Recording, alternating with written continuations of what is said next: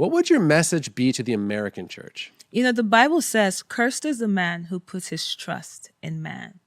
And I think that's where the Lord is shaken up. The reason why when people go to Africa, you know, and they hear incredible things of people getting healed, just all kinds of creative miracles, and just you know, even for me, I remember as a kid, my appendix was so swollen they needed to do surgery. But in Nigeria at the time, and even currently, you don't trust the hospitals to do what they need to do. Right. So because of the state of the economy, you are put in a position where you're like, Lord, I trust you. Wow. I trust you above this, because this is crumbling. I cannot put my life in the hands of these doctors. And so as a kid, I remember when, you know, I was in the basketball team at that time. And when it was like this really sharp pain, we go to the hospital, they're like, you need to do surgery ASAP. And so they give medication, they schedule the surgery date. I go home, I flushed it in the toilet, and I said, Dad, if you don't heal me, I'm not doing this. You have to heal me.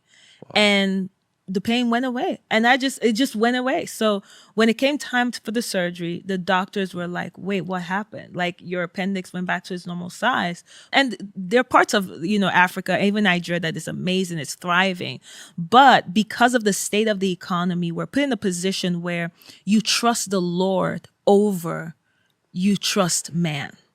In America, sometimes our technology, our intelligence, it's in the way. Wow. And so when someone is sick, you don't have a desperation for God. That's it. You trust in your doctor. Yeah. You trust in the medication.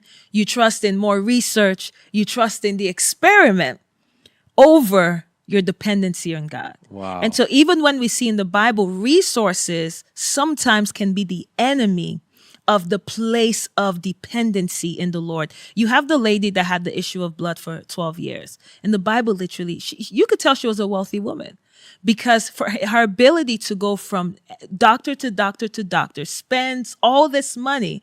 And when she got to the end of herself, she had to reach the end of herself. That's it. If she showed up year 5 and Jesus was walking past her, she would still be on the way to her physician. Yeah. Because she had the resources for it. Right. But when none of that proved to work, it's like, okay, I am at the end of me. So I need to go.